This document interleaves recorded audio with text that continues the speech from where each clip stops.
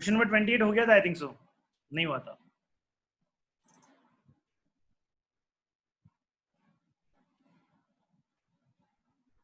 Question number 28 हो गया था, नहीं हुआ था, देख।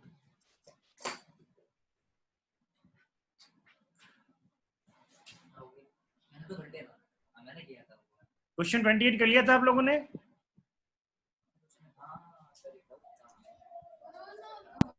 Yes sir. ओके चलो देन, क्वेश्चन नंबर 28 जिसने कर लिया है वो एक बार, और जिसने नहीं वो एक बार देख ले, ये सॉल्यूशन है क्वेश्चन नंबर 28 का। Let's move on. ये रहा आपका सॉल्यूशन।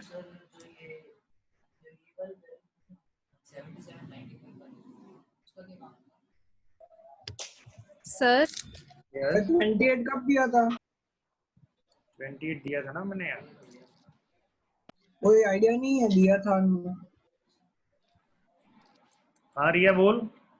सर ये क्वेश्चन नंबर 30, 31 और 32 के भी आंसर बता देना। हाँ अभी सब आ रहे हैं। तूने 28 कर लिया? नहीं सर, ये वाला नहीं किया। शायद से आपने नहीं बोला था। हाँ चलिए ओके, क्वेश्चन नंबर सर 20। आपने 28 बोला था, आगे वाले पता नहीं आपने बोले नहीं बोले। चलो ठीक है ओके फाइन। क्वेश्चन नंबर 28, 27 कर लिया था ना सबने? Yes sir yes sir. Question number 28 कर लेते हैं, 2 मिनट लगेंगे इस क्वेश्चन को करने में। Mister J inherited a house in Jaipur under of his father in May 2004। भाई साहब को वसीयत में घर मिला है जयपुर में। जयपुर में वसीयत में घर मिला है, कब मिला है? इन May 2004। The house was purchased by his father. House उसके फादर ने परचेज किया था जनवरी 2000 में। जनवरी 2000 में हाउस परचेज किया था for ₹2,50,000। He invested an amount of ₹7 lakh in construction of one more floor in the house in June 2006। ये जून 2006 में किसने खर्चा किया होगा? फादर साहब ने या बेटे ने? ठीक है ना? बताइए, जून 2006 में किसने खर्चा किया होगा? फादर साहब ने या बेटे ने? बेटे ने। अरे इसको ट्रांसफर हुआ, क्या हो गया? हाँ जी, जिसको सर ट्रांसफर हो रहा है वही करेगा ना। हाँ जिसको ट्रांसफर हो रहा है। देखो इस भाई साहब को, बेटे जी को ये घर मिल गया, बेटे जी को घर मिल गया 2004 में ही बेटे जी को घर मिल गया है। तो 2004 के बाद में जो भी खर्चा करेगा वो बेटा जी करेगा। और इस बेटा जी ने कब खर्चा किया? जून 2006 में खर्चा किया। किसमें खर्चा किया? जून 2006 में खर्चा किया। The house was sold by him in November 2019। Sold by him का मतलब क्या? बेटे ने वो घर बेच दिया, नवंबर 2019 में सेल आउट कर दिया। नवंबर 2019 में सेल आउट कर दिया। कितने में सेल आउट कर दिया? 67,50,000 में सेल कर दिया। 67,50,000 में सेल कर दिया। The valuation adopted by registered authority for charge of stamp duty was ₹70,90,000, which was not contested by the buyer, but as per the assessor's request, the assessing officer made a reference to valuation officer. The value determined by the valuation officer was ₹77,95,000. Oh my God! अब यहाँ पे section 50C की applicability आती है। यहाँ पे section 50C की applicability आती है। क्वेश्चन सेक्शन 50C पे बना हुआ है। अच्छा, इसके अंदर सेक्शन 50C क्या कहता था? सबसे पहली बात करें हम, सेक्शन 50C जो कहता था,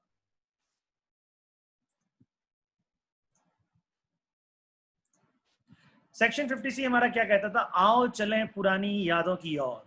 सेक्शन 50C कहता था कि भैया जी फुल वैल्यू ऑफ कंसिडरेशन कौन सा लेना है? फुल वैल्यू ऑफ कंसिडरेशन लेना है एक्चुअल कंसिडरेशन और stamp duty value whichever is higher. और स्टाम्प ड्यूटी वैल्यू कब लेनी है? जब वो कितने परसेंट से ज्यादा हो? 105% से ज्यादा हो। एक्चुअल कंसिडरेशन से कितना ज्यादा हो? 105% से ज्यादा हो। शायद आपको समझ में आया होगा। अच्छा, अब यहां पे देखें एक बार, एक्चुअल कंसिडरेशन कितना है यहाँ पे? अगर मैं बात कहता हूं मेरा एक्चुअल कंसिडरेशन है बेटा कितना है यहाँ पे? 67,50,000। कितना है यहाँ पे? 67,50,000 और मेरा स्टाम्प, अच्छा इसमें मुझे क्या ऐड करना है, इसका मैं 105% निकालता हूं। चलिए 105% of actual consideration.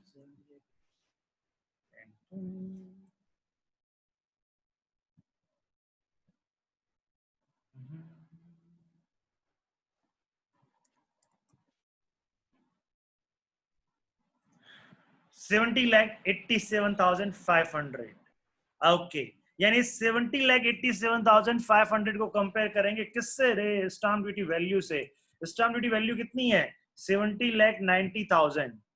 70,90,000 is your stamp duty value.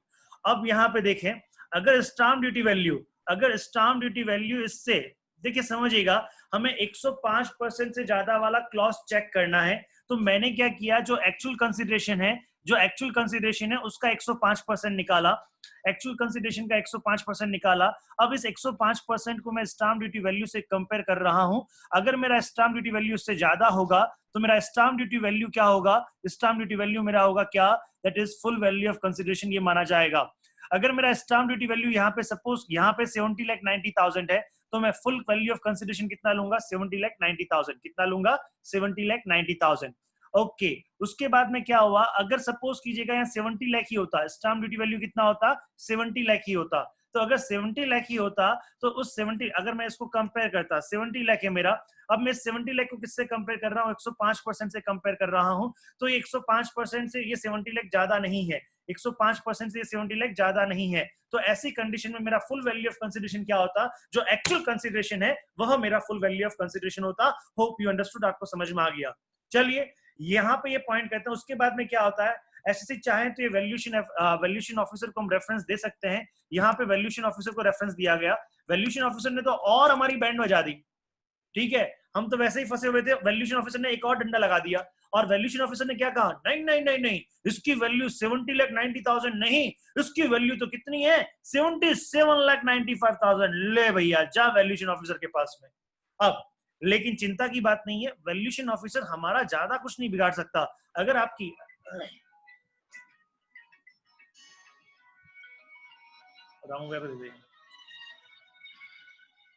जल्दी जाओ। अगर वैल्यूएशन ऑफिसर सपोज कीजिएगा, सब लोग है ना, वैल्यूएशन ऑफिसर ज्यादा कुछ नहीं बिगाड़ पाएगा हमारा। अगर वैल्यूएशन ऑफिसर ने क्या किया है, वैल्यूएशन ऑफिसर ने जो वैल्यू लगाई है वो वैल्यू स्टाम्प ड्यूटी वैल्यू से ज्यादा है, वो वैल्यू स्टाम्प ड्यूटी वैल्यू से क्या है, ज्यादा है। तो भी हाँ सब डिलीट मार दे।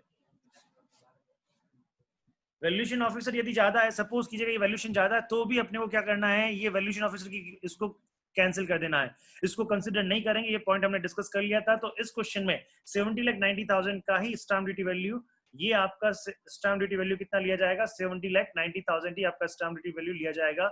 और यहाँ पे 77,95,000 को हम क्या करेंगे, इग्नोर करेंगे। आइए चेक करते हैं फटाफट के लिए। ये रहा आपके सामने क्वेश्चन।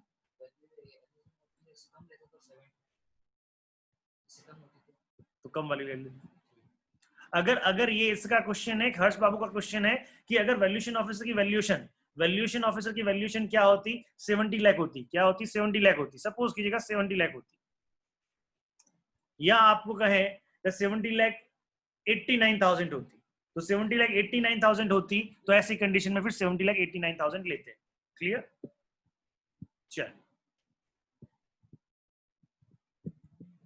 ये सेलिंग एक्सपेंसेस लेस हो गया है आपका, यहाँ पे ये आपका नेट कंसिडरेशन आ गया है। सेलिंग एक्सपेंसेस 1% दिया हुआ ऊपर क्वेश्चन में। हाँ जी, होल्डिंग पीरियड यहाँ पे कौन सा मानते हैं, कहाँ से मानते हैं, होल्डिंग पीरियड मानते हैं बेटा हम, कहाँ से मानते हैं, प्रीवियस ओनर का यानी मिस्टर जे के फादर का। मिस्टर जे ने कभी परचेज किया था, जनवरी 2000 में परचेज किया था। मिस्टर जे ने जनवरी 2000 में परचेज किया था, यानी 1 अप्रैल 2001 से पहले परचेज किया था। तो अगर कोई एसेट हमने 1 अप्रैल 2001 से पहले परचेज की हुई, तो 1 अप्रैल 2001 को जो फेयर मार्केट वैल्यू है वो हम as a cost of acquisition ले सकते हैं। तो यहाँ पे वो ये ऑप्शन है हमारे पास में। तो 1 जनवरी को उसकी कॉस्ट कितनी थी, 1 जनवरी आपका एक्चुअल कॉस्ट ऑफ कंसिडरेशन कितना था, 2,50,000। और 1 अप्रैल 2001 को इसका 1 अप्रैल 2001 को अगर मैं देखता हूँ तो इसका तो आपका फेयर मार्केट वैल्यू कितना, 2,70,000। तो बताओ 250 ज्यादा है, 270 ज्यादा है, 270 ज्यादा है। तो जो ज्यादा होता है वो लेना बेनिफिशियल रहता है, जो ज्यादा होता है वो लेना बेनिफिशियल रहता है। ये देखिए less index cost of acquisition, ये आपका इंडेक्स कॉस्ट ऑफ एक्विजिशन आ गया है, और जैसे ही आपका इंडेक्स कॉस्ट ऑफ एक्विजिशन आ गया, this is your index cost of acquisition. Improvement किया है साहब ने, किसने इंप्रूवमेंट किया है? साहब ने इंप्रूवमेंट किया। हमारे साहब ने कौन से? जे साहब ने इंप्रूवमेंट किया, बेटे जी ने इंप्रूवमेंट किया। कब किया है बेटे जी ने इंप्रूवमेंट?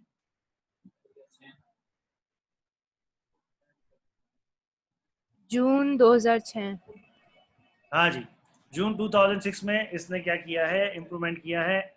आइए जरा देखें जून 2006 में इसने जो इंप्रूवमेंट किया है उसका क्या करेंगे। ये आपको डिवाइड बाय 122 मल्टीप्लाई बाय 289 ये सब समझ में आ रहा होगा अब तो, ठीक है। ये 122 किसका इंडेक्सेशन है बेटा? ये 122 जो इंडेक्सेशन है वो कौन से ईयर का इंडेक्सेशन होगा? दैट इज 6-7 का, क्योंकि जून 2006 किस में आ रहा है? 6-7 में आ रहा है। किस में आ रहा है बेटा? 6-7 में आ रहा है। और ये 6-7 का इंडेक्सेशन चेक कर लेते हैं। ये रहा 6-7 का इंडेक्सेशन 122 आपकी स्क्रीन पे।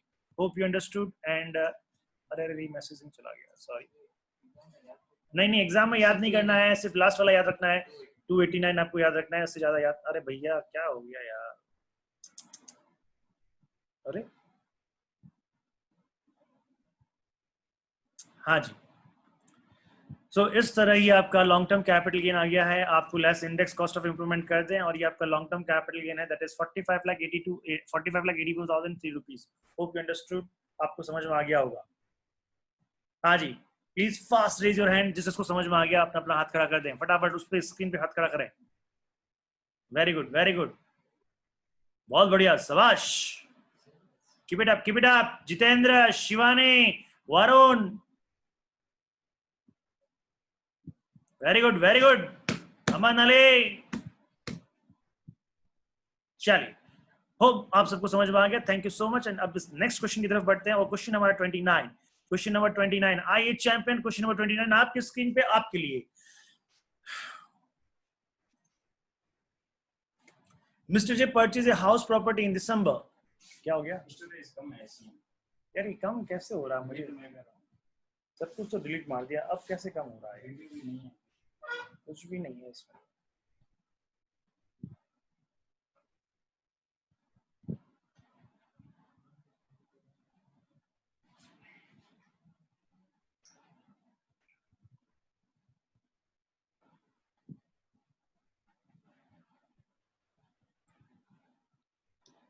ये रात भीगी भीगी, ये मस्त सनम।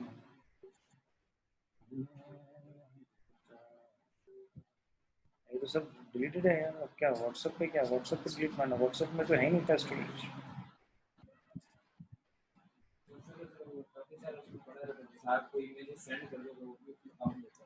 अभी कितना स्टोरेज है मीडिया में?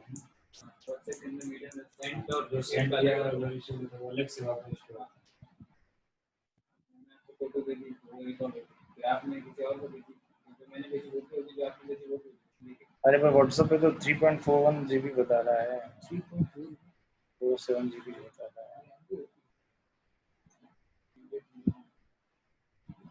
ये व्हाट्सएप का ऑफलोड किया है, देख इसको चेक करना चाहिए। अभी देख कर इसमें चेक कर, नहीं तो फिर किसी और का फोन लेगा रिकॉर्डिंग करेगी। सर का फोन से रिकॉर्डिंग करेगी। ये ले ले, इससे ले ले। एक मिनट बेटा, एक मिनट है, एक मिनट इधर ला देता हूँ। ऑटो फोकस से बंद हो जाएगा। ऑटो फोकस तो क्या है, कुछ नहीं करना है। जैसे वीडियो पे गया ये, इसको ये कर, ये ऑटो फोकस लॉक हो गया बस, ठीक है। इसको थोड़ा दबा के रखना है, ऑटो फोकस लॉक हो गया।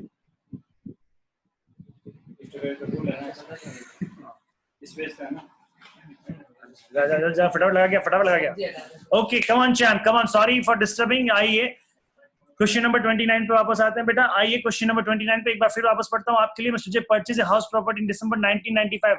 1 अप्रैल 2001 से पहले का प्रॉपर्टी है। मिस्टर जे ने परचेज किया 1995 में, प्रॉपर्टी परचेज किया कितने में?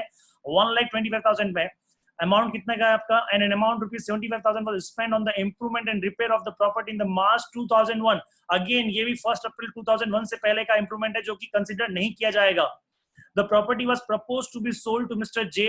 Z in the month of May 2003 and advance of ₹40,000 was taken. Advance money forfeited कर रहे हैं साहब, advance money forfeited कर रहे हैं। इसमें एक डेट थी हमारी कुछ 2014 if you remember। As the entire money was not paid in the time, Mr. J forfeited the advance and subsequently sold the property to Mr. Y in the month of March 2020 for rupees 46 lakh. The fair market value of the property as on 1st April 2001 was rupees 3,90,000. Compute capital gain for the assessment year 2021. अच्छा champions, आप मुझे बताएं, अगर आप मुझे सुन पा रहे हैं तो आप मुझे बताएं। अगर मैं इससे पूछूं, किससे पूछूं? यस यस यस यस, हाँ हर्ष तो यहीं बैठा है। गुंजन, अगर आवाज आ रही है, गुंजन आवाज आ रही है तो फास्ट बोल, आ रही है नहीं आ रही तो मत बोल। Yes sir. हाँ बेटा बता, ये मनी जो फॉरफिटेड हुई है, क्वेश्चन समझ में आया? थोड़ा सा फास्ट ट्रैक पे पढ़ रहा हूँ लेकिन क्वेश्चन समझ में आया आपको? Yes sir. अच्छा, ये जो मनी फॉरफिटेड हुई है कब हुई है, कौन से मंथ में मनी फॉरफिटेड हुई है बता? मार्च 2020। अरे बावली, कौन से मनी फॉरफिटेड का मतलब क्या है रे? मनी फॉरफिटेड का मतलब है, ये देख, जेड को मई 2003 में एन अमाउंट ऑफ रुपीज। ये समझ में आ रही है कि नहीं आ रही है? हाँ 40,000। हाँ, मैं उसने क्या किया, मिस्टर जे जो था उसके पास में, सपोज तुम्हारे पास में घर है, तुमने 2003 में क्या किया, एक सौदा किया अपना घर बेचने के लिए, तो उसके आगे वाले ने क्या कर दिया, 40,000 रुपीज अपने को एडवांस दे दिया, लेकिन उसने रजिस्ट्री नहीं करवाई, बाकी का पैसा नहीं दिया, तो हमने भी उसका एडवांस लौटाया भी नहीं, हमने भी उसका एडवांस लौटाया भी नहीं। Advance money forfeited, advance money forfeited, कौन सा सेक्शन था एडवांस मनी फॉरफिटेड का, बताओ मेरे को। या सेक्शन नंबर याद नहीं है तो चलो, हाँ जी 50C 50C 50C advance money forfeited before 1/4/2000। 51 section. हाँ 51 सेक्शन 51 है वो। और यहाँ पे खैर चलिएगा, सेक्शंस को याद रखने का इतना जरूरी अपने पास अभी भी जरूरी नहीं है कि हम सारे सेक्शंस याद रखें। हो तो बहुत अच्छी बात है, नहीं हो तो अच्छी बात तो नहीं कहूंगा, चलिए एनीवेज चलिए। अब यहाँ पे तो हमारा वहां पे एडवांस मनी जो फॉरफिटेड था उसका सॉल्यूशन क्या था, एडवांस मनी फॉरफिटेड का प्रोविजन क्या था। अगर आपका एडवांस मनी फॉरफिटेड होता है, याद करो थोड़ी सी बातें, अगर आपका एडवांस मनी फॉरफिटेड होता है तो हमें एक फिक्स डेट देखनी थी। वो कौन सी डेट थी? अप्रैल 2014। हाँ अप्रैल 2014। 14। अप्रैल 2014 डेट था, राइट। तो अप्रैल 2014 में अगर हमारा एडवांस मनी फॉरफिटेड, उससे पहले एडवांस मनी फॉरफिटेड होता तो हमारा क्या करते हैं हम लोग? कॉस्ट ऑफ एक्विजिशन में से लेस कर देंगे। Very good, cost of acquisition में से लेस करते। सेक्शन 51 में, सेक्शन 51 में यही बोला गया था, कॉस्ट ऑफ एक्विजिशन में उससे लेस करते। और अगर उसके बाद में होता तो क्या करते? Income from other sources. ठीक है साहब, चलिए। Yes sir. अब इसके अंदर क्या हो गया, अब इसके अंदर आपको पहले मिला है या बाद में मिला है? 1 अप्रैल 2014 से पहले मिला है, 1 अप्रैल 2014 से पहले मिला है। आइए कैलकुलेशन ऑफ कैपिटल गेन करते हैं, फटाफट करते हैं, आपको समझ में आ जाएगा। सेल प्रोसीड कितना है? Sale proceed that is 46 lakh इन्होंने सेल किया है। इंडेक्स कॉस्ट ऑफ एक्विजिशन, मजेदार पॉइंट है इंडेक्स कॉस्ट ऑफ एक्विजिशन। चलिए जरा देखें, कॉस्ट ऑफ एक्विजिशन कौन सी लेंगे? Higher of fair market value as on 1 April 2014 और the actual cost of acquisition. दोनों में से हायर क्या है भैया, बताओ मेरे को। यहाँ पे fair market value. Fair market value 3,90,000। अच्छा, उसमें से क्या करेंगे? Less advance taken and forfeited. जो एडवांस आपने लिया है, 40,000 आपने एडवांस लेस कर देना है। ये देखिए, ये 40,000 आपने एडवांस यहाँ से लेस कर दिया है। ये थोड़ा सा यहाँ पे टाइपिंग गलत हो गया है, मैं इसको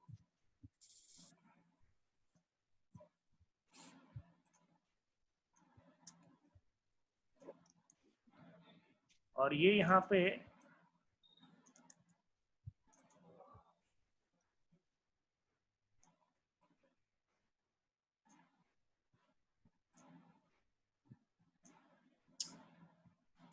ये एडवांस मनी फॉरफिटेड हो गया यहाँ पे। तो ये देखिए 390 में से जो एडवांस मनी फॉरफिटेड किया था,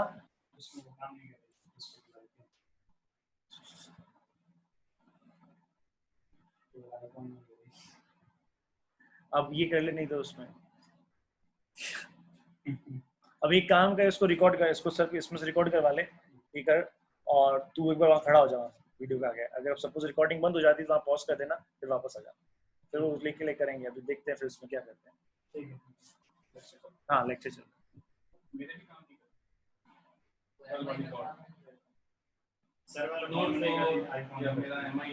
उसमें काम नहीं कर रही।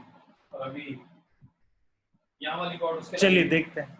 ओके सॉरी बॉस, फिर अगेन थोड़ा सा disturbance and advance taken forfeited हो गया आपका।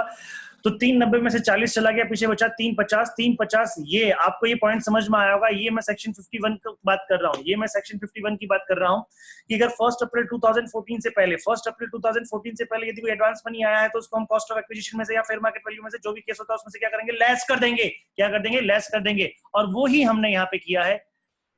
350 डिवाइड बाय 100 मल्टीप्लाइड बाय 289, ये जो आपका कॉस्ट आएगा, this cost it will come, आपका ये जो कॉस्ट आएगा दैट इज, ये कॉस्ट ऑफ एक्विजिशन आ गया आपका। Index cost of acquisition 10,11,500, 10,11,500 and less cost of improvement. Cost of improvement less करेंगे क्या? नहीं साहब, क्यों? क्योंकि 1/4/2001 से पहले किया हुआ है तो इसको हमें इग्नोर मारना पड़ेगा। इसको क्या करना पड़ेगा? इग्नोर मारना पड़ेगा। और ये हो गया आपका लॉन्ग टर्म कैपिटल गेन। आपको समझ में आया होगा। This is your question number 29। This is your question number 29। जिसने साथ किया साथ कर लिया होगा और जिसने साथ नहीं किया है वो बाद में कर लेगा। Hope you understood. Now the next question, question number 30। Come on chain, question number 30। बहुत छोटा सा क्वेश्चन है, बहुत छुटका सा क्वेश्चन है, कुछ नहीं है। Mr. X an agricultural land which is situated in the rural area of the Patiala. This land was purchased. Section 1037 का क्वेश्चन है, if you remember section 1037.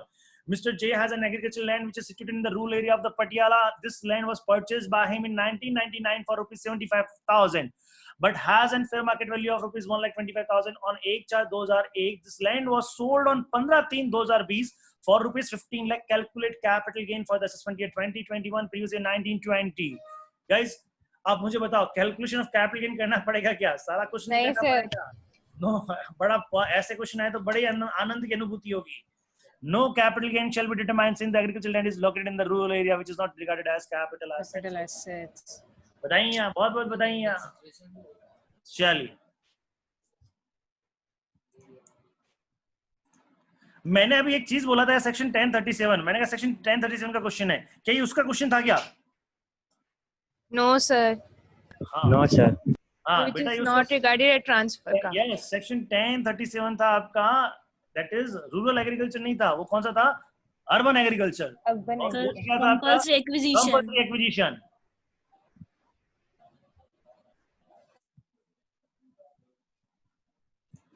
चलिए, नाउ अब हम क्वेश्चन नंबर 31 की तरफ बढ़ते हैं। क्वेश्चन नंबर 31 की तरफ बढ़ते हैं। पहले बताओ मुझे, यहां तक जो बात करी, यहां तक अभी तक सारे क्वेश्चन समझ में आ गए? हैंड रेज करो, हैंड रेज करो फटाफट, हैंड रेज करो, हैंड रेज करो अपने। यस यस, रिया रिया रिया रिया, ओके।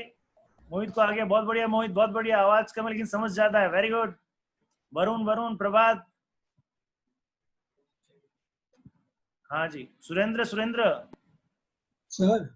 यस सर, ये आपने सेक्शन 51 में एडवांस मनी फोरफिटेड में जो चार्ट बनाया था ना, हाँ, उसमें एडवांस फोरफिटेड ऑन और बिफोर 31/3/2014 में कुछ नहीं लिखवाया। नहीं, उसमें मैंने शायद कुछ नहीं लिखवाया था। वो क्लास में जाके देखा तो चार्ट में मैंने समझा दिया होगा आपको। उसमें ये तो समझाया तो था पर लिखवाया नहीं।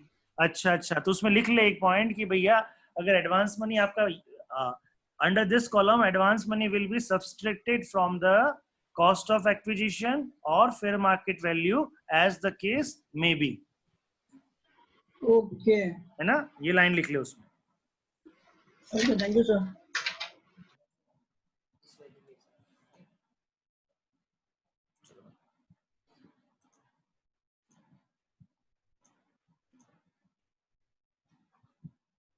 Question number 31। Mister J has an agriculture limited situated in the city of Patiala. ये तो भी किया ना हमने। हाँ जी, बताइए इसमें और इसमें अभी वाले क्वेश्चन में क्या डिफरेंस है? ये है रूरल एरिया। सिटी में, हाँ, ये है आपका रूरल एरिया। ये देखिए, ये है रूरल एरिया। और ये जो है आपका बाबू, अरे नहीं, आपको नहीं कह रहा, स्क्रीन को कह रहा हूँ बेटा। ये जो है, ये है आपका मिस्टर, देखिएगा, mister J has an agriculture land which is situated in the city of Patiala. यानी ये क्या है, रूरल है या अर्बन है? urban. Urban, urban, urban. This land was purchased by him in the 1999 for rupees 75,000 but has fair market value, ठीक है। This land was sold on 15/3/2020 for rupees 15 lakh. Calculate capital gain. One of the हाँ जी, calculate capital gain. Calculate capital gain करें साहब, आइए। अच्छा पहले मुझे बताओ इसमें सेक्शन 1037 लगेगा क्या? नहीं सर, हाँ जी, सर नो सर. नहीं sir, no sir. Very good. जिसने भी नो नो कहा है वेरी गुड। ओए प्रभात, कहाँ से लगेगा ये? Land and acquisition acquire compulsory acquisition होता है, सेक्शन 1037 कंपल्सरी एक्विजिशन। ये कंपल्सरी एक्विजिशन हुआ है क्या? ये सोल्ड है। अरे रूरल एग्रीकल्चर क्या डप्पो? हाँ जी, ये अर्बन थोड़ा और दें। 1037 वहां पे एप्लीकेबल होता है जहां पे अर्बन एग्रीकल्चर लैंड का कंपल्सरी एक्विजिशन हो रहा है। यहाँ पे कंपल्सरी एक्विजिशन नहीं हो रहा है, यहाँ पे तो सिर्फ सेल ही हो रहा है। सिंपल प्लेन वनीला क्वेश्चन है साहब, प्लेन वनीला क्वेश्चन है, नथिंग, कुछ भी नहीं है, प्लेन प्लेन। चलिए ये हो गया आपका क्वेश्चन नंबर 31। रिया क्वेश्चन नंबर 31 का आंसर मिल गया आपको? Yes sir. चलिए आइए question number 32। Now come on champ, question number 32। चलिएगा, सुपर फास्ट ट्रेन में आप आज सवारी कर रहे हैं।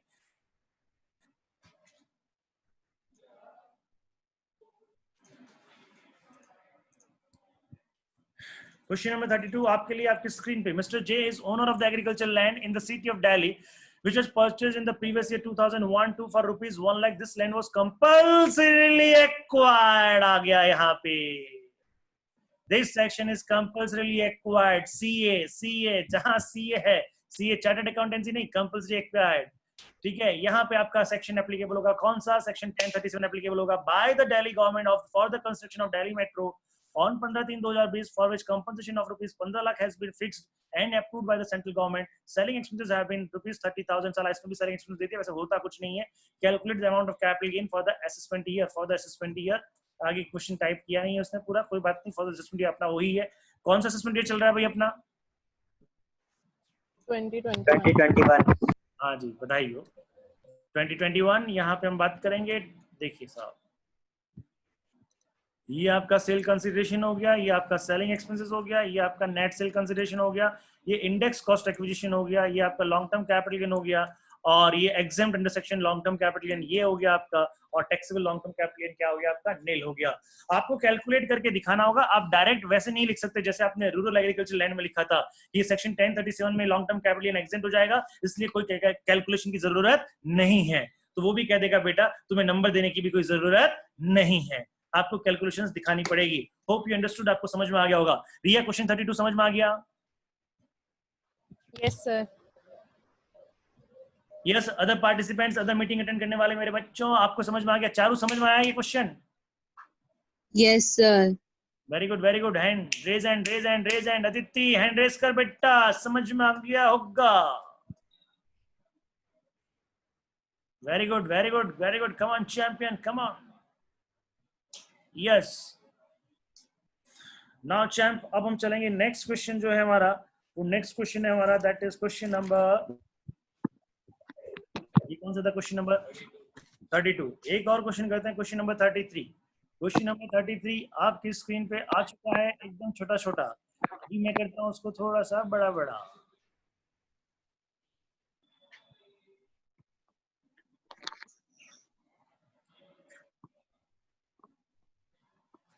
Mr. J is owner of plot of land in the state of the Andhra Pradesh which was purchased। Okay, ये आंध्र प्रदेश लैंड का, ये आंध्र प्रदेश लैंड अभी हमने किया नहीं है बेटा, then we'll not discuss this question number 33 अभी हम नहीं करते हैं।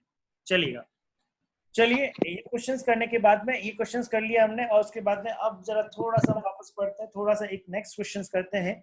और क्वेश्चन नंबर 34, क्वेश्चन नंबर 34 जो होगा आपका, क्वेश्चन नंबर 34 आइए चेक करते हैं क्वेश्चन नंबर 34 किसका है साहब, और क्या आपको ये समझ में आता है नहीं आता है, जरा मुझे बताएंगे क्वेश्चन नंबर 34 किसका है। उससे पहले मैं ये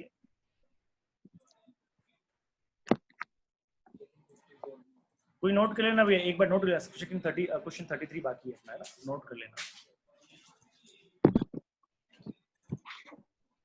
Mr. J is the owner of the agricultural land in the city of the Delhi, which was purchased in this land sold by him।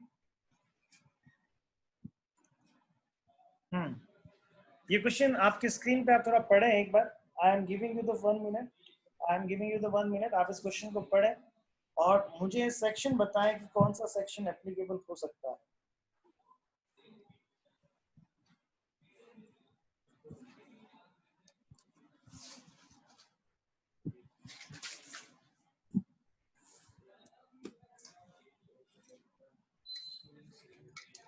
Hello. Yes sir section 54 apply होगा. Yes Rahul. Section 54. 54 54B. 54B 54B. Yes, sir.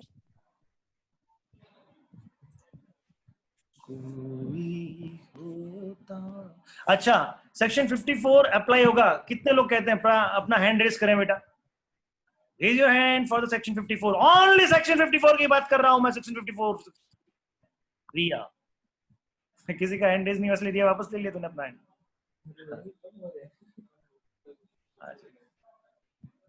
अच्छा, section 54B.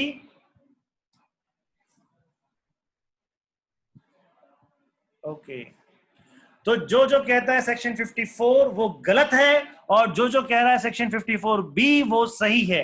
Section 54 applicable होता है बेटा जी जब आप hello hello house property transfer करते हो. Section 54 तब एप्लीकेबल होता है मेरे बच्चे, मेरे जिगर के टुकड़े, जब आप रेजिडेंशियल हाउस प्रॉपर्टी ट्रांसफर करते हो. Very good morning. ओके, तो यहाँ पे आप एग्रीकल्चर लैंड बेच रहे हो. देखो, मैंने अपना घर बेचा, उसके बाद में मैंने अपना खेती बाड़ी बेची, फिर इंडस्ट्रियल लैंड डेवलपमेंट प्लॉट था, फैक्ट्री था, वो भी मैंने बेच दिया. ठीक है, वो सारी चीजें बेच दी. तो सेक्शन 54, 54B और 54D, इस 3 सेक्शंस हमने किए थे. अगर आपको याद नहीं होते हैं तो 54 उसके बाद में क्या है? B. A नहीं है, क्या है? B. B के बाद में C नहीं है, क्या है? D. आइए, तो अब यहाँ पे आपने एक लैंड बेचा है और वापस आपने क्या किया है? अनदर एग्रीकल्चर लैंड आपने परचेज कर लिया इन the rural area of the Amritsar for ₹5 lakh. Calculate the amount of capital gain. हाँ जी, चलिए चैम क्वेश्चन कर. सर हाँ हाँ, राहुल को ऐड करो sir. Rahul Rahul Rahul Rahul Rahul. Sir yes, sir ये सेक्शन 1037 में डेट ऑफ एक्विजिशन ऑन और आफ्टर 1 अप्रैल 2004 लिखा है, तो गवर्नमेंट जब कंपल्सरी एक्वायर करती तो ये डेट देखते हैं ना. हाँ हाँ, वो स्पेशली कंपल्सरी एक्विजिशन की कंडीशन में ही डेट देखते हैं.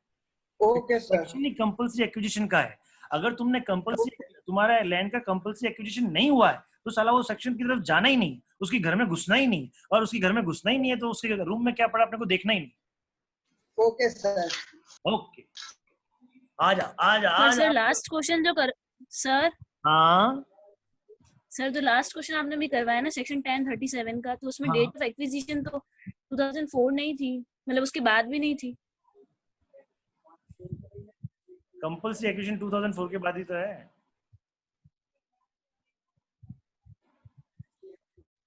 एक मिनट, आजा आजा. Very good. हो गया तुम्हारा रजिस्ट्रेशन? हो गया? ठीक है. वो चल नहीं रहा है क्या कूलर? कूलर का रिमोट कहाँ है? ये रहा. नहीं,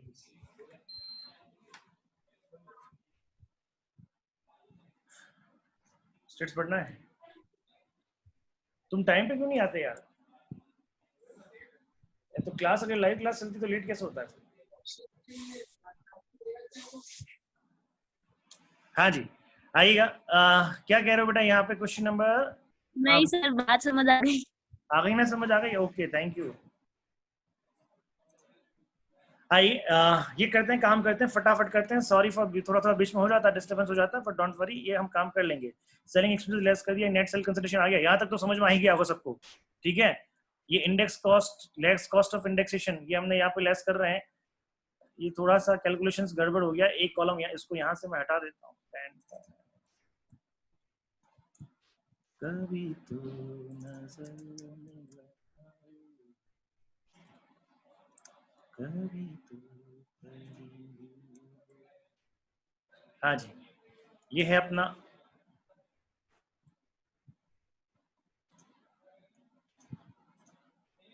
लॉन्ग टर्म कैपिटल गेन और exemption long term capital gain, आपने लैंड परचेज कर ली है। लैंड परचेज करने के लिए आपको टाइम मिलता था, उस टाइम के अंदर आपने लैंड परचेज किया है। लैंड परचेज के लिए कितना टाइम मिलता था सेक्शन 54B में? 2 साल। हाँ जी। तो देखिए क्या इसने with in the time period land purchase किया है क्या? बिल्कुल परचेज किया है साहब। उन दोनों का हमने ऐड कर दिया है और ये टोटल क्या हो गया आपका? Taxable long term capital gain कितना आता है आपका? 81,000। Hope you remember, you understood.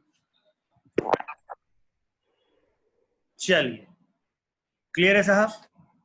Sir land कहीं भी परचेज करें, जैसे ये रूरल एरिया ऑफ अमृतसर है, हाँ कहीं भी कर सकते हैं परचेज हाँ, लैंड? कहीं भी, इच्छा आपकी, बस लैंड परचेज करना बेटा। और बंजर भूमि नहीं होनी चाहिए, उपजाऊ भूमि होनी चाहिए, एग्रीकल्चर लैंड। Okay sir. अभी क्वेश्चन में आ जाएगी, अब क्वेश्चन में आ जाएगी परचेज ए रेजिडेंशियल लैंड। तो रेजिडेंशियल लैंड का मतलब वो एग्रीकल्चर लैंड नहीं है, तो वहां पे डिडक्शन नहीं देने का, यहाँ एग्जम्पशन नहीं देने का। तो मुझे क्या पता। हाँ जी, अपने आप को म्यूट करें, अपने आप को म्यूट करें, अपने आप को म्यूट करें।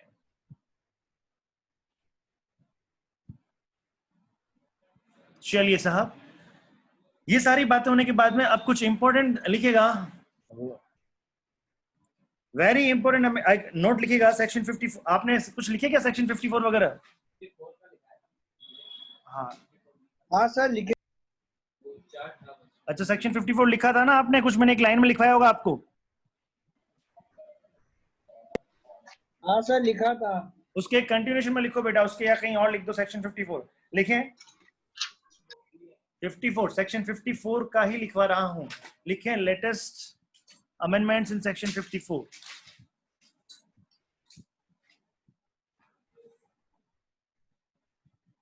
Latest amendment in section 54।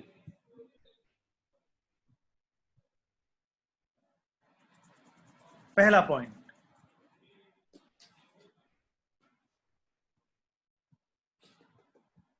exemption maximum up to 2 crore।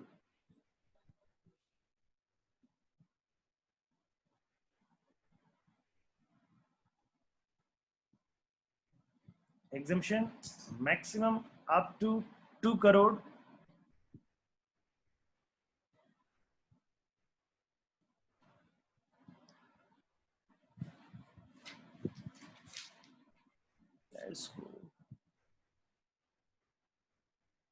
Maximum up to 2 crore.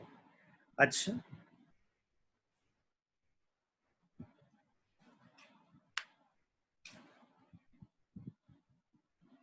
Bracket में लिखें, in such case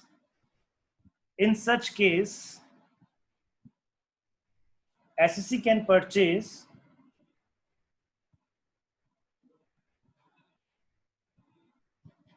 two houses। SSC can purchase 2 houses। एक बार लिख लें, फिर मैं समझा दूंगा। एक बार लिख लें please.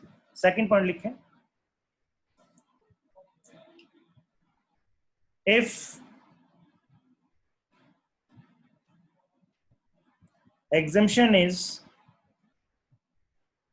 exemption amount is more than 2 crore,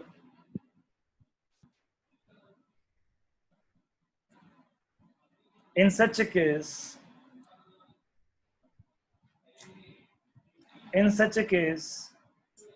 exemption is available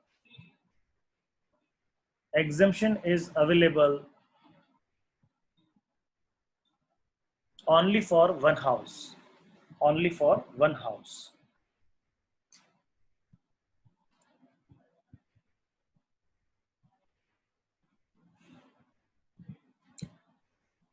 बाकी सब कुछ वही है। एक ये 2 एडिशनल पॉइंट है जो हमें ध्यान रखने हैं। क्या पॉइंट है जरा समझते हैं, वापस समझते हैं। देखिए वो क्या कहता है, वो ये कहता है कि अगर आपका एग्जम्पशन अमाउंट, अगर आपका लॉन्ग टर्म कैपिटल गेन का जो एग्जम्पशन अमाउंट है, वह एग्जम्पशन अमाउंट आपका कितना है? वो 2 करोड़ तक ही है। वो कितना है? 2 करोड़ तक ही है। तो आप क्या कर सकते हैं, जो आप नया इन्वेस्टमेंट कर रहे हैं, जो न्यू रेजिडेंशियल प्रॉपर्टी आप परचेज कर रहे हैं, वह चाहे तो आप एक से ज्यादा प्रॉपर्टी परचेस कर सकते हैं, उन दोनों के अमाउंट को क्लब करके जो आपका एग्जम्पशन होता है वह कैलकुलेट होगा। और अगर 2 करोड़ से ज्यादा का अमाउंट है आपका, तो ऐसी कंडीशन में क्या होगा, 2 करोड़ से ज्यादा का अमाउंट है तो आपको एक ही हाउस प्रॉपर्टी पे एग्जम्पशन मिलेगा, एक ही रेजिडेंशियल यूनिट पे आपको एग्जम्पशन मिलेगा। कंक्लूजन क्या कहते हैं, आपका एग्जम्पशन यदि सपोज कीजिएगा, देखिएगा इसके लिए क्वेश्चन कहते हैं, उस क्वेश्चन से हमको और समझते हैं। क्वेश्चन नंबर 35 देखिए, उसको थोड़ा एक क्वेश्चन के साथ समझेंगे फिर और हमको अच्छे से समझ में आ जाएगा, डोंट वरी।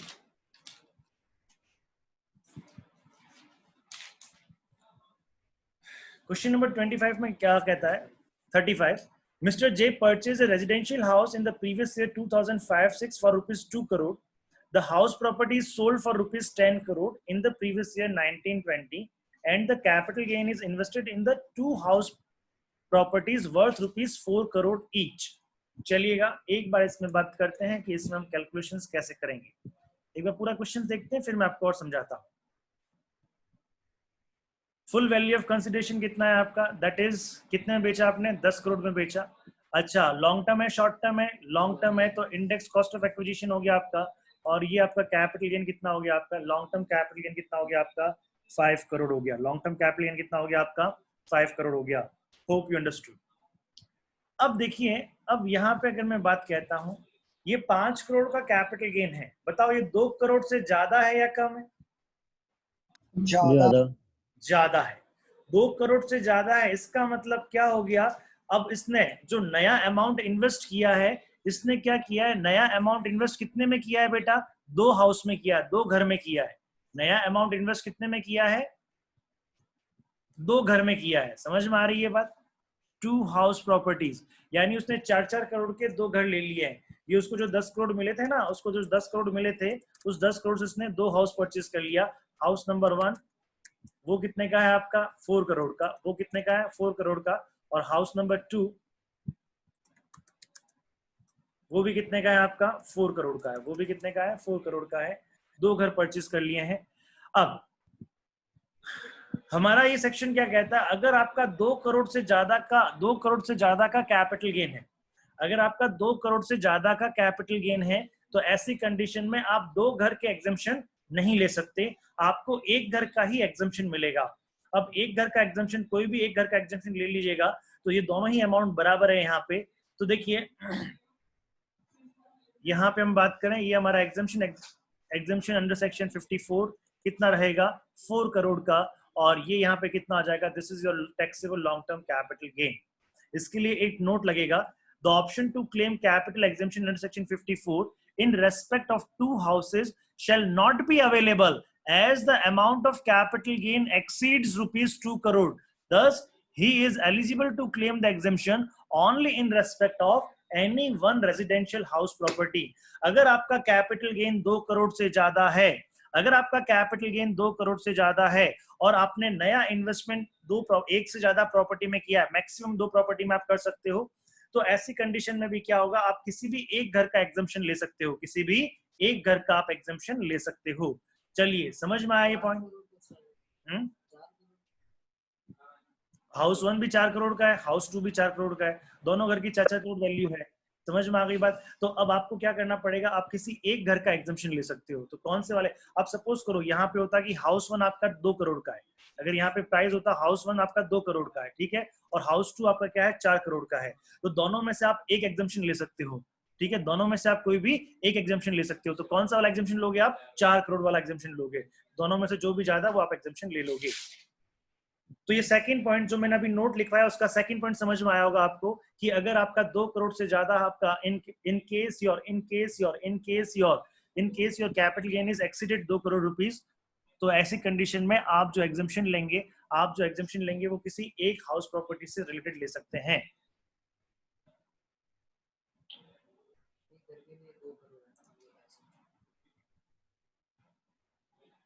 देखिए ये 2 करोड़ क्या चेक करना है, ये 2 करोड़ चेक करना है कैपिटल गेन का अमाउंट। ये देखिए इस क्वेश्चन में देखिए कैपिटल गेन का अमाउंट आपको 2 करोड़ चेक करना है। ये डिसाइड करेगा, ये येलो फैक्टर डिसाइड करेगा कि एक घर में एग्जम्पशन मिलेगा या दो घर में एग्जम्पशन मिलेगा। अगर ये कैपिटल गेन आपका 2 करोड़ तक है, तब अगर आपने बाकी पेमेंट आपने दो, सपोज कीजिएगा आपने 2 घर में इन्वेस्ट किया है, तब तो मिल जाएगा, और नहीं तो आपको एक का ही मिलेगा। समझ में आया जी पॉइंट?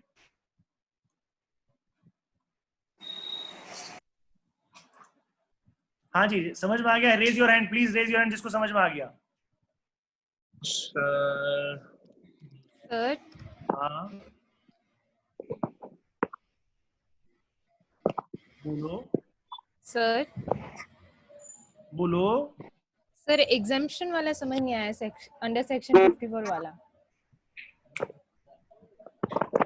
आप देखिए इसमें क्या करें, देखिए सबसे पहले चेक करें, आप चेक करें आपका कैपिटल गेन, आप चेक करें कैपिटल गेन कितना है, सबसे पहले चेक करें। अच्छा जो नोट लिखवा है ना उसको एक बार हटा दो, अब मैं अब थोड़ा समझा रहा हूं, फिर उसके हिसाब से चेक करें। कैपिटल गेन सबसे पहले चेक करें, कैपिटल गेन आपका 2 करोड़ से ज्यादा है या नहीं है। कैपिटल गेन 2 करोड़ से ज्यादा है या नहीं है। अगर आपका कैपिटल गेन होता है, सपोज करो पहला कंडीशन है आपका कैपिटल गेन है अप टू 2 करोड़, आप 2 करोड़, तो आप न्यू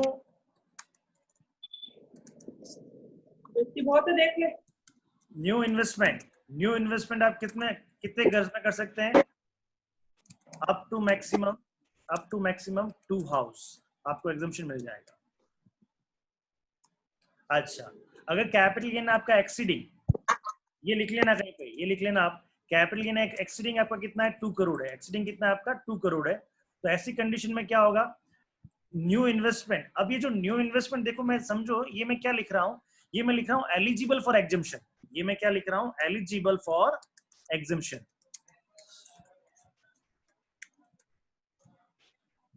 ये आपका कैपिटल गेन, ये आपका कैपिटल गेन डिसाइड करेगा आपका एलिजिबिलिटी। अगर आपका capital gain up to 2 crore है, अगर आपका capital gain up to 2 crore है, तो आप नया इन्वेस्टमेंट अप टू मैक्सिमम 2 घर में कर सकते हो, अप टू मैक्सिमम 2 घर में कर सकते हो। वो एलिजिबल, दोनों ही घर का इन्वेस्टमेंट क्या हो जाएगा? एलिजिबल हो जाएगा। अगर आपका सपोज करो कैपिटल गेन एक्सीडिंग 2 करोड़ है, कैपिटल गेन क्या है? एक्सीडिंग 2 करोड़ है, तो ऐसी कंडीशन में जो एलिजिबल फॉर एग्जम्पशन होगा वो क्या होगा? न्यू इन्वेस्टमेंट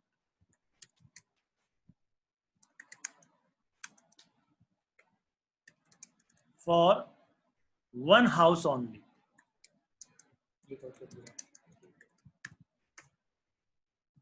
हाँ जी, समझ में आया कि अगर आपका कैपिटल गेन 2 करोड़ से ज्यादा है, अगर आपका कैपिटल गेन 2 करोड़ से ज्यादा है, तो आपको एग्जम्पशन तो मिलेगा, लेकिन एग्जम्पशन कितने घर का मिलेगा? एक घर का मिलेगा। आपने नए अगर 2 घर परचेज किए हैं तो 2 घर का एग्जम्पशन नहीं मिलेगा, आपको सिर्फ एक घर का एग्जम्पशन मिलेगा। समझ में आया रिया?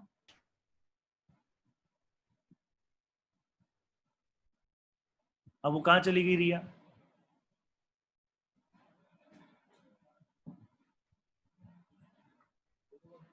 हाँ जी, मैं मान रहा हूं रिया को समझ में आ गया है। और यहाँ पे देखिएगा, यहाँ पे एग्जम्पशन कितना है, यहाँ पे फर्स्ट चेक करो, सबसे पहले फर्स्ट यहाँ पे चेक करो, ये कितना है? एक्सीडिंग 2 करोड़ या अप टू 2 करोड़? तो ये क्या है आपका? एक्सीडिंग 2 करोड़। ये क्या है आपका? Exceeding 2 crore. This is exceeding 2 crore. इसका मतलब क्या होगा? एग्जम्पशन जो अवेलेबल होगा only for 1 house, only for 1 house. Clear? चलिए एक क्वेश्चन और करते हैं और समझ में आएगा।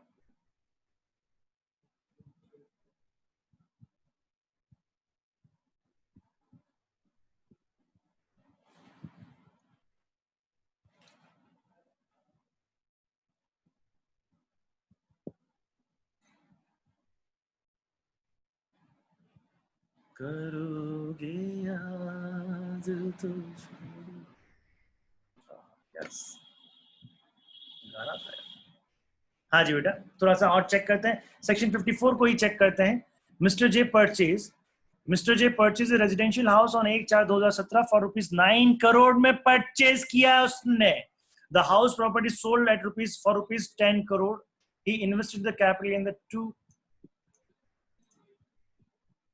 अब यहाँ पे देखें, तो सर लॉस हो जाएगा। नहीं यहाँ पे देखते हैं। देखिए इसमें थोड़ा सा मैं इसको समझाया नहीं यार मैंने, एक मिनट।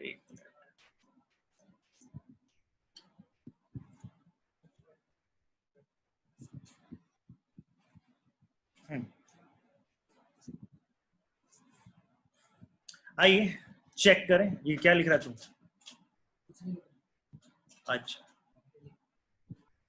तो 11:30 बज गई क्या? Yes sir. Yes sir. Try करने के लिए दे दो। देखो समझो, एक काम करना, नहीं इस क्वेश्चंस को मैं वापस आप कोई ट्राई नहीं करेंगे, सेक्शन 54 का भी आप कोई ट्राई नहीं करेंगे, ठीक है? मैं ये क्वेश्चन ना तो आपको क्वेश्चन 36 करना है, ना ही आपको क्वेश्चन 35 करना है, ठीक है? इसके अंडरस्टैंडिंग को एक बार मैं वापस, क्योंकि जो सेक्शन में पढ़ रहा हूँ उसकी अंडरस्टैंडिंग को एक बार वापस मैं चेक करूंगा, मैं वापस एक बार आपको समझा दूंगा, डोंट वरी। अभी आप इसमें अभी हाथ ना लगाए, ठीक है?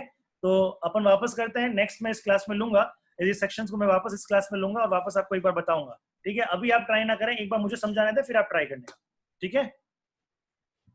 चलिए इस क्लास को मैं सर यहीं वो पे, हाँ हाँ बोल बेटा।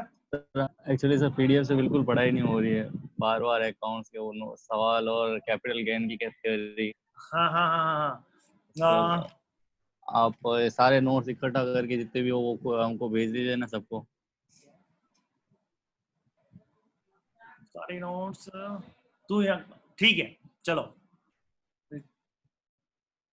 चलिए ठीक है, अभी मैं नोट्स से आपको वो अरेंज करवाते हैं, हार्ड कॉपी आपको अरेंज करवाते हैं नोट्स की, ठीक है? Thank you sir. ओके जी, थैंक यू।